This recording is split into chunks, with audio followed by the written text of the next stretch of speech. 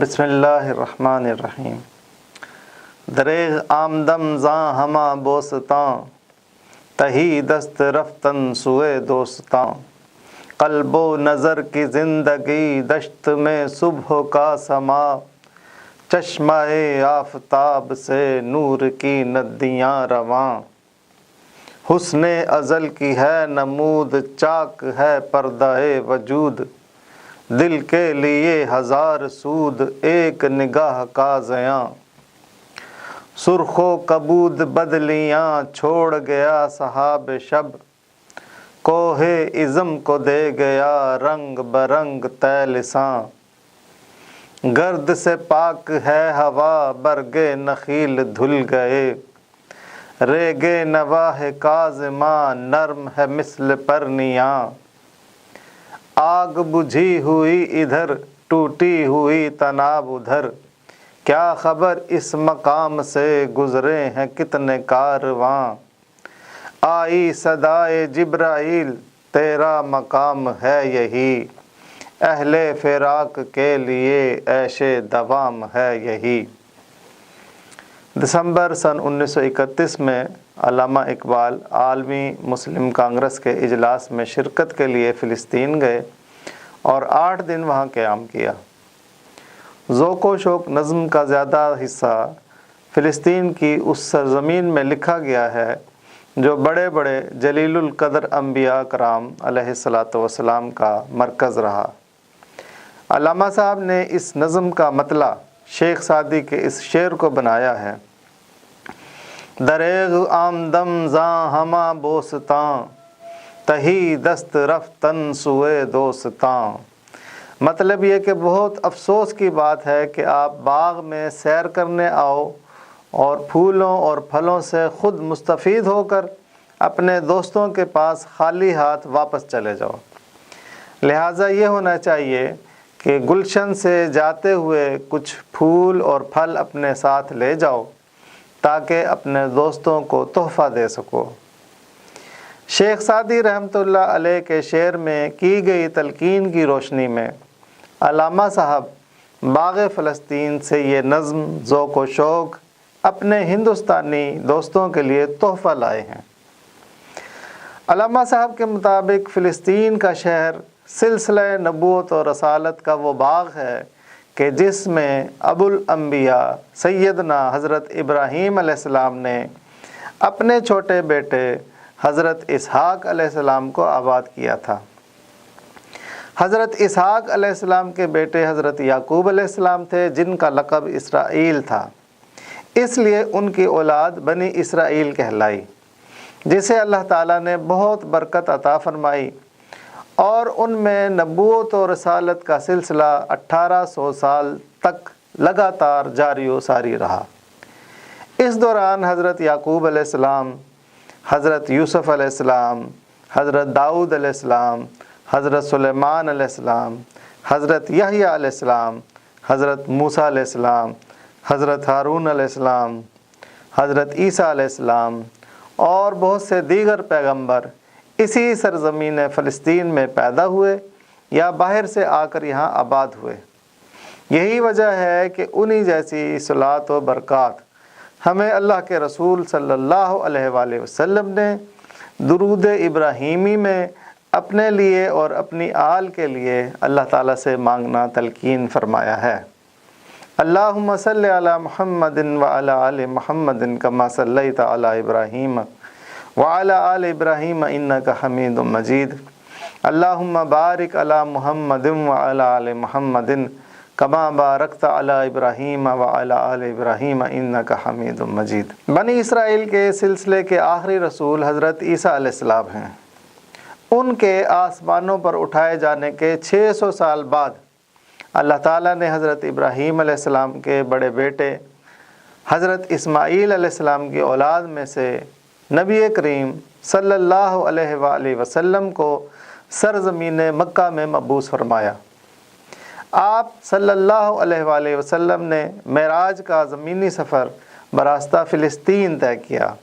اور بیت المقدس مسجد اقصی میں تمام انبیاء کی امامت بھی فرمائی۔ پاک ہے اللہ تعالیٰ جس نے اپنے بندے محمد صلی اللہ علیہ وآلہ وسلم کو راتوں رات مسجد حرام سے مسجد اقصی تک سیر کرائی، جس کے ماحول میں ہم نے برکت رکھی ہے تاکہ ہم اسے اپنی کچھ نشانیاں دکھائیں۔ پھر اسی بابرکت زمین سے آپ صلی اللہ علیہ وآلہ وسلم کے آسمانی سفر کے مراحل کا آغاز ہوا۔ ان حوالوں کی مناسبت سے فلسطین کا خطہ پیغمبروں کی سرزمین کہلاتا ہے۔ علامہ صاحب 8 دن فلسطین کے پیغمبرانہ ماحول کی تاثیر میں کھوئے رہے، جہاں اللہ تعالیٰ اپنے بہت سارے رسولوں سے ہم کلام ہوا۔ دریں اثنا اپنی وجدانی کیفیت میں روحانی سفر کرتے ہوئے مدینہ منورہ پہنچ گئے اور حضور صلی اللہ علیہ وآلہ وسلم کے قدموں کی خاک میں جا بیٹھے۔ اس نظم ذوق و شوق کا پس منظر یہ عارفانہ ماحول ہے جو اگلے چند اشعار میں کھل کر سامنے آ جائے گا۔ اس نظم کے پہلے بند میں حضرت صلی اللہ علیہ وآلہ وسلم کے مبعوث ہونے، اعلان نبوت سے پہلے آپ صلی اللہ علیہ وآلہ وسلم کے پیغمبرانہ کمالات اور ختم نبوت کا بیان ہے۔ دوسرے بند میں علامہ صاحب نے امت کے زوال پر خون کے آنسو روئے ہیں اور اپنے دل کے احوال حضور صلی اللہ علیہ وآلہ وسلم کے سامنے کھول کر رکھ دیے ہیں اور ساتھ ہی مسلمانوں کے امراض کی تشخیص کی ہے۔ تیسرے بند میں نبی صلی اللہ علیہ وآلہ وسلم کی اعلیٰ و عرفہ شان بیان کر کے امت کے رہنماؤں کی کور نگاہی اور کم طلبی کا رونا رو کر احیاء اسلام کے لیے اپنی قد و کاوش کا ذکر کیا ہے اور اپنے لیے استقامت کی دعا کی ہے۔ چوتھے بند میں حضور نبی کریم صلی اللہ علیہ وآلہ وسلم کی عظیم الشان کمالات، معجزات اور فیوز و برکات کا ذکر کر کے موجودہ دور میں پھیل جانے والے اندھیروں کو ختم کرنے کے لیے آپ صلی اللہ علیہ وآلہ وسلم کے ہادیانہ جلوے کو از سر نو تازہ کرنے کی درخواست کی گئی ہے۔ اور آخری بند میں عشق کی علم پر فضیلت بتا کر امت مسلمہ کو بحرانوں سے نکالنے کے لیے ایک واضح لاہ عمل بیان کیا گیا ہے۔ جب انسان کسی کی محبت میں گرفتار ہو جائے تو اس کے قلب میں احساسات و جذبات کا ایک نیا منظر ابھرتا ہے، ایک لطیف سوچ جنم لیتی ہے۔ جب پیار میں انسان کا حال یہ ہو جائے کہ وہ اپنے محبوب کے حسن و جمال کے بارے میں زیادہ سے زیادہ معلومات حاصل کرے، اس کے جسمانی جمال، سراپا کمال، چہرہ انوار اور خد و خال کو جاننے کی کھوج میں لگا رہے، اس کے شب و روز کی مصروفیات، اس کی عادات اور اخلاق کے بارے میں بھرپور جانکاری حاصل کرے، اس کے ماضی اور مستقبل کی آگاہی حاصل کرے، اس رویے کو پیار میں اور محبت میں ذوق سے تعبیر کیا جاتا ہے۔ اور جب یہی ذوق اگلے مرحلے میں داخل ہوتا ہے تو انسان اپنے محبوب کے بود و باش اور رہن سہن کی نقالی کرنا شروع کر دیتا ہے اور خود کو اپنے محبوب کے آئینے میں دیکھنے لگتا ہے۔ انسان یہ سوچتا ہے کہ میں کیسا بن جاؤں کہ اپنے محبوب کو پسند آ جاؤں، اور اپنے معشوق اور محبوب کو بھا جانے کی کوشش کرنے کا عمل شوق کہلاتا ہے۔ یعنی ذوق نام ہے اپنے محبوب کو پسند کرنے کا اور شوق نام ہے اپنے محبوب کو پسند آ جانے کا۔ یعنی ذوق طالب کی وہ لگن اور تڑپ ہے جو انسان کو ہر وقت اپنے مطلوب کے خیال میں گم رکھے اور بقیہ تمام خیالات سے بیگانہ کر دے، اور شوق پوری تیاری، ظاہری آمادگی اور باطنی محبت کے خالص جذبے کے ساتھ باقی تمام محبتوں کی نفی کرتے ہوئے اپنے محبوب کی طرف لپکنے اور ہر رکاوٹ کو عبور کر کے اس کی طرف تیز رفتاری سے کھنچے چلے جانے کا نام ہے۔ نظم ذوق و شوق عشق مصطفیٰ صلی اللہ علیہ وآلہ وسلم سے سرشار وہ نکہت خیز نعت ہے کہ جس کے ایک ایک حرف سے عشق رسول صلی اللہ علیہ وآلہ وسلم کی مہک اور دین محمدی کی تڑپ علامہ محمد اقبال کی پوری شاعری کے ماحول کو معطر اور منور کر رہی ہے۔ اگرچہ اس نظم میں بیان کیے جانے والے حالات و واقعات کا تعلق عشق حقیقی سے ہے، لیکن ہمارا عام ذہن مجاز آشنا ہے، لہٰذا اس میں استعمال ہونے والے الفاظ اور تراکیب کی حقیقت کو سمجھنے کے لیے ان کے مجازی معنی کو سمجھنا انتہائی ضروری ہے، ورنہ اس نظم کو سمجھنے میں کنفیوز ہونے کا امکان ہے۔ اس نظم کے پہلے بند کا اسلوب یہ ہے کہ اس کے ہر شعر میں ایک منظر نگاری کی گئی ہے، گویا ہر شعر ایک تصویر ہے جس میں رنگ بھرنے کی ذمہ داری علامہ صاحب نے قاری کے حوالے کی ہے۔ قلب و نظر کی زندگی دشت میں صبح کا سماں، چشمہ آفتاب سے نور کی ندیاں رواں۔ جسمانی زندگی کی بجائے قلب اور نظر کی زندگی میں جب صبح کے وقت صحرا میں آنکھ کھولی تو یہ سورج ایک ایسا چشمہ دکھائی دیا جس سے نور کی بہت سی ندیاں روانی سے بہہ رہی ہیں۔ علامہ صاحب فرماتے ہیں کہ عام طور پر نخلستان میں صبح کے وقت طلوع آفتاب کا نظارہ بہت سہانا اور صحت افزا لگتا ہے، لیکن آج کی صبح میں نے فلسطین کے اس دشت میں دل کی آنکھ کھولی ہے، جہاں انبیاء کرام علیہ الصلاۃ والسلام کے بہت سے قافلوں نے پڑاؤ کیا ہے، اور جہاں اللہ تعالیٰ نے اپنے نبیوں اور رسولوں سے کلام کیا ہے۔ اس ماحول میں عجیب تاثیر ہے جس کے تحت میں نے اپنے ظاہری وجود کی اس زندگی کو فراموش کر دیا ہے جو عقل اور شعور کے تابع ہے، اور میں اپنی روح و قلب کی باطنی زندگی میں آ پہنچا ہوں، جس کی حقیقت کی طرف پہنچ اور رسائی عقل و فہم کے مقابلے میں واضح اور تیز تر ہے۔ میں آج اس دشت فلسطین میں قلب و نظر کی حضوری میں ایک اور ہی صبح کا سماں دیکھ رہا ہوں، کہیں اور یہ نظارہ اس سے پہلے میں نے کبھی دیکھا نہ محسوس کیا۔ یاد رہے کہ اقبال کے مطابق انسانی قلب روح ربانی کا مقام ہے، خودی کا نشے من تیرے دل میں ہے، فلک جس طرح آنکھ کے تل میں ہے۔ علامہ صاحب کی ایک نظم عقل و دل میں دل نے عقل سے جو گفتگو کی ہے ملاحظہ فرمائیں۔ دل نے سن کر کہا یہ سب سچ ہے، پر مجھے بھی تو دیکھ کیا ہوں میں، راز ہستی کو تو سمجھتی ہے اور آنکھوں سے دیکھتا ہوں میں، ہے تجھے واسطہ مظاہر سے اور باطن آشنا ہوں میں، علم تجھ سے تو معرفت مجھ سے، تو خدا جو خدا نما ہوں میں، علم کی انتہا ہے بے تابی، اس مرض کی مگر دوا ہوں میں، شمع تو محفل صداقت کی، حسن کی بزم کا دیا ہوں میں، تو زمان و مکان سے رشتہ بپا، طائر سدرہ آشنا ہوں میں، کس بلندی پہ ہے مقام میرا، عرش رب جلیل کا ہوں میں۔ علامہ صاحب فرماتے ہیں کہ میرے دل کی نظر میں آج کا یہ سورج وہ آفتاب نبوت ہے جس سے رشد و ہدایت کے نور کی بے شمار ندیاں جاری و ساری ہیں، اور وہ چار سو پوری کائنات کے اندھیروں کو چاک کر رہی ہیں، جس کی بدولت انسانیت کو ہمیشہ کے لیے گمراہیوں کے اندھیروں میں بھٹکنے سے نجات مل گئی ہے۔ آفتاب نبوت کے اس نور میں دنیا والوں کے لیے وہ رحمت موجود ہے جس سے انہیں ذہنی الجھنوں اور قلبی پریشانیوں سے ہر دور میں نجات ملے گی۔ اس دور میں انسانوں کے آپس کے مسائل کا سلجھاؤ، حقوق و فرائض کی منصفانہ تقسیم اور ایک عادلانہ نظام زندگی بھی موجود ہے۔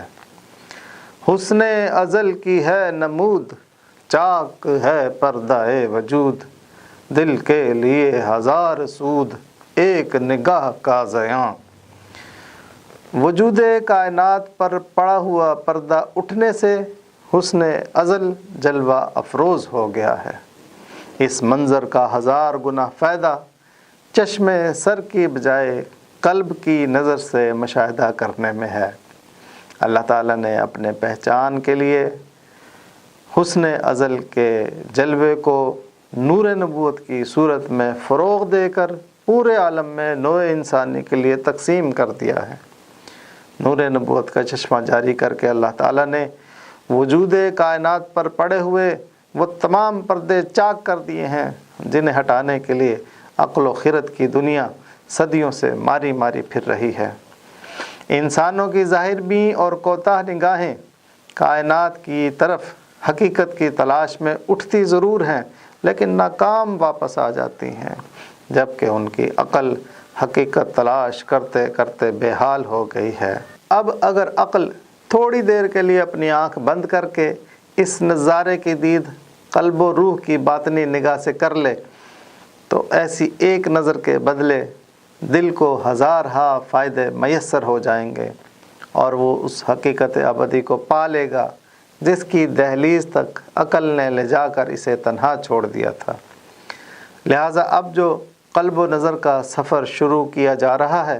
اس میں عقل کی آنکھ بند اور قلب کی آنکھ کھلی رکھنا ہوگی، تب ہی دل کو ہزارہا فائدے نصیب ہوں گے، بصورت دیگر تمام باتیں سر سے گزر جائیں گی۔ سرخ و کبود بدلیاں چھوڑ گیا سحاب شب، کوہ عزم کو دے گیا رنگ بے رنگ تیل ساں۔ گزشتہ رات برسنے والا بادل سرخ اور نیلے رنگوں کی بدلیوں کے ٹکڑے چھوڑ گیا ہے، جس نے عزم کے پہاڑ کو ایک رنگ برنگی چادر اوڑھا دی ہے۔ اس شعر میں علامہ صاحب عشق و مستی کے ذوق میں ڈوب کر، اپنی روحانی کیفیت میں کھو کر، باغ فلسطین سے ہوتے ہوئے مدینہ منورہ کے نخلستان میں پہنچ گئے ہیں۔ فرماتے ہیں کہ نور نبوت کا چشمہ آفتاب جو آج صبح طلوع ہوا ہے، وہی نور پچھلی رات ایک بادل کی صورت میں اہل زمین پر ابر کرم بن کر برس رہا تھا، جس سے موسم خوشگوار ہو گیا ہے، اور بادل کے جانے کے بعد سرخ اور نیلے رنگ کے ملاپ سے بنے ہوئے رنگوں کی بدلیوں کے چھوٹے چھوٹے ٹکڑے آسمان پر رہ گئے ہیں، جن کو دیکھنے سے ایسا محسوس ہو رہا ہے کہ کوہ عزم جو مدینے کے مضافات کا ایک پہاڑ ہے، جیسے اس پہاڑ کے اوپر آسمان میں جامنی، بنفشی اور سرخ رنگوں سے کاشی کاری کی گئی ہو، یا جیسے اس پہاڑ کو ایک رنگ برنگی چادر اوڑھا دی گئی ہو۔ مجازاً اس شعر کا مطلب یہ ہے کہ نور نبوت سے پہلے حضور صلی اللہ علیہ وآلہ وسلم کے احوال ایسے ہیں کہ جن میں آپ صلی اللہ علیہ وآلہ وسلم کے اخلاق، پیار، ایثار اور صدق و امانت جیسے بے شمار واقعات نے ایسا ماحول فراہم کر دیا ہے جو انسانی دلوں کے لیے سازگار ہے۔ گرد سے پاک ہے ہوا، برگے نخیل دھل گئے، ریگے نواہ کاظماں نرم ہے مثل پرنیاں۔ اس بارش سے فضا صاف ہوئی ہے، کھجور کے درخت دھل گئے ہیں، اور مدینے کے مضافات کی ریت ریشم جیسی نرم و ملائم ہو گئی ہے۔ یعنی پچھلی رات ہونے والی بارش نے ہر طرح کے گرد و غبار اور مٹی کو ختم کر دیا ہے، ماحول سے فضائی آلودگی کو پاک کر دیا ہے، اور کھجوروں کے درخت جو عرصہ دراز سے بارش نہ ہونے کی وجہ سے دھول مٹی سے اٹے ہوئے تھے، وہ بھی خوب دھل کر صاف و شفاف اور چمکدار ہو گئے ہیں، اور مدینے کے مضافات کی ریت بھی ابر کرم کے برسنے سے دھل کر پاک اور صاف ہو کر ریشم کی ایک نرم و دبیز تہ جیسی ہو گئی ہے، جس پر چلنے سے دماغ کو ٹھنڈک اور دل کو راحت محسوس ہو رہی ہے۔ مجازاً اس شعر کی تشریح یوں ہے کہ نخیل یعنی کھجور کا درخت جو علامت ہے اسلام کی، وہ اسلام جو حضرت آدم علیہ السلام سے حضرت عیسیٰ علیہ السلام تک جاری و ساری رہا تھا، اس دور میں ہمیشہ کبھی ایک اور کبھی دو نبی موجود رہتے تھے، اور وہی کی بنیاد پر لوگوں میں اسلام کی تعلیمات کو عام کرتے رہتے تھے۔ اس تسلسل کی وجہ سے اسلام کی تعلیمات ہمیشہ تازہ اور اجلی رہتی تھیں، اور ان میں کوئی ملاوٹ یا پرانا پن طاری نہ ہوتا تھا۔ اگر آسمانی کتاب میں کہیں تحریف ہوتی تو آنے والا نبی اس کی درستگی کر دیتا تھا، اور کبھی پرانی وحی منسوخ ہو کر نئی وحی آ جاتی تھی۔ اس عمل سے لوگوں کو ہر دور میں خالص اسلام پر عمل پیرا ہونے میں سہولت اور آسانی ہوتی تھی، لیکن حضرت عیسیٰ علیہ السلام کے رفع آسمانی کے بعد حضور اکرم صلی اللہ علیہ وآلہ وسلم کے مبعوث ہونے تک 600 سال ایسے گزرے ہیں جن میں نبوت کا سلسلہ عارضی طور پر رکا رہا تھا۔ اس عرصے کو غیابت صغریٰ کہا جاتا ہے۔ اس دوران اسلام کی تعلیمات پر وقت کی گرد پڑ جانے سے اس کی اصل شکل و صورت دھندلا گئی تھی، اور اصل اسلامی تعلیمات کو مفاد پرست علماء سو نے حکمران طبقے کے ساتھ مل کر مسخ کر دیا تھا۔ اسلام کی اس دھندلائی ہوئی صورت کو پیارے نبی صلی اللہ علیہ وآلہ وسلم نے اپنی نبوت کے ظہور اور اعلان سے پہلے ہی اپنے اخلاق و اطوار کے ذریعے تازہ کر دیا تھا، تاکہ اعلان نبوت کے وقت کسی بھی سلیم الفطرت انسان کو آپ صلی اللہ علیہ وآلہ وسلم پر ایمان لانے میں شک و شبہ کی گنجائش نہ رہے۔ آپ صلی اللہ علیہ وآلہ وسلم نے اپنے رویوں سے ثابت کیا کہ آپ سب سے زیادہ بامروت، سب سے زیادہ خوش اخلاق، سب سے زیادہ معزز ہمسایہ، سب سے بڑھ کر دور اندیش، سب سے زیادہ راست گو، سب سے نرم پہلو، سب سے زیادہ پاک نفس اور خیر میں سب سے زیادہ کریم، سب سے بڑھ کر نیک عمل اور سب سے اونچے پابند عہد، سب سے بڑھ کے امانت دار تھے، حتیٰ کہ آپ کی قوم نے آپ کا نام ہی صادق اور امین رکھ دیا تھا۔ آپ احوال صالحہ اور خصال حمیدہ کا پیکر تھے، اور جیسا کہ حضرت خدیجہ رضی اللہ تعالی عنہا کی گواہی ہے کہ آپ صلی اللہ علیہ وآلہ وسلم درد مندوں کا بوجھ اٹھاتے تھے، تہی دستوں کا بندوبست فرماتے تھے، مہمان کی میزبانی کرتے تھے، اور تکالیف میں گھرے ہوئے لوگوں کی مدد فرماتے تھے۔ قصہ مختصر، اعلان نبوت سے قبل ہی آپ صلی اللہ علیہ وآلہ وسلم کے روز مرہ کے معمولات نے کافی حد تک آسمانی تعلیمات پر پڑے ہوئے گرد و غبار کو صاف کر دیا تھا، اور اعلان نبوت سے پہلے ہی بہت سے عیسائی راہبوں اور اہل حق علماء نے آپ صلی اللہ علیہ وآلہ وسلم کو بحیثیت نبی پہچان لیا تھا۔ گرد سے پاک ہے ہوا برگے نخیل دھل گئے، ریگے نواہ کاظماں نرم ہے مثل پرنیاں، آگ بجھی ہوئی ادھر ٹوٹی ہوئی تناب ادھر، کیا خبر اس مقام سے گزرے ہیں کتنے کارواں۔ اس مقام پر بہت سے قافلے عارضی قیام کر کے جا چکے ہیں، جن کی نشانیوں کے طور پر بجھی ہوئی آگ کی راکھ اور ٹوٹی ہوئی رسیاں جا بجا بکھری پڑی ہیں۔ اس شعر میں ایک ایسے مقام کا منظر پیش کیا گیا ہے جہاں قافلے عارضی پڑاؤ ڈالتے تھے اور آگے بڑھ جاتے تھے، اور پیچھے اس پڑاؤ کی نشانیاں رہ جاتی تھیں، جیسے چولہے کی بجھی ہوئی آگ کے کوئلے یا ادھ جلی لکڑیاں یا کسی خیمے کی رسی کا ٹکڑا جو خیمہ باندھتے یا کھولتے وقت ٹوٹ جائے اور اسے فضول سمجھ کر پھینک دیا جائے۔ مجازاً اس شعر سے مراد عرب کی پوری سرزمین ہے کہ جس میں حضرت ابراہیم علیہ السلام سے لے کر حضرت عیسیٰ علیہ السلام تک بہت سارے انبیاء و رسول آتے رہے اور اپنے اپنے وقت میں لوگوں کی رشد و ہدایت کا اپنا فریضہ سر انجام دے کر جاتے رہے، اور اس سرزمین میں جا بجا ان انبیاء کرام کی نشانیاں موجود ہیں۔ اب عرب کی اسی سرزمین میں تاجدار رسالت و نبوت صلی اللہ علیہ وآلہ وسلم کا چشمہ آفتاب دائمی آب و تاب کے ساتھ طلوع ہو رہا ہے، اور اسلام کا آخری قافلہ ہمیشہ ہمیشہ کے لیے یہاں خیمہ زن ہو رہا ہے۔ آئی صدائے جبرائیل تیرا مقام ہے یہی، اہل فراق کے لیے عیش دوام ہے یہی۔ جبریل علیہ السلام بولے کہ تیرا ٹھکانہ اور فراق والوں کی دائمی عیش کا بندوبست اسی مقام پر ہے۔ اس سے پہلے جو بھی رسول اور نبی تشریف لائے وہ کسی خاص قوم یا علاقہ سے متعلق تھے اور ان کی نبوت اگلے نبی کے آنے کے وقت تک محدود تھی۔ اس کے برعکس اب جو نبی آخر الزمان صلی اللہ علیہ وآلہ وسلم تشریف لائے ہیں تو ان کا مقام قیام حضرت جبرائیل علیہ السلام کی زبانی اللہ تعالیٰ نے یہ بیان کیا ہے کہ آج میں نے تمہارے لیے تمہارے دین کو کامل کر دیا اور تم پر اپنی نعمت تمام کر دی اور تمہارے لیے اسلام کے نظام زندگی ہونے پر رضامند ہو گیا۔ لہٰذا اب کاروان نبوت کا یہ قافلہ اس دنیا میں عارضی پڑاؤ کی بجائے مستقل قیام کرے گا، چونکہ اب مقصد نبوت کی تکمیل کر کے ہدایت کی نعمت کا اتمام کر دیا گیا ہے۔ آفتاب نبوت کا نور اب ایک مستقل چشمے کی حیثیت سے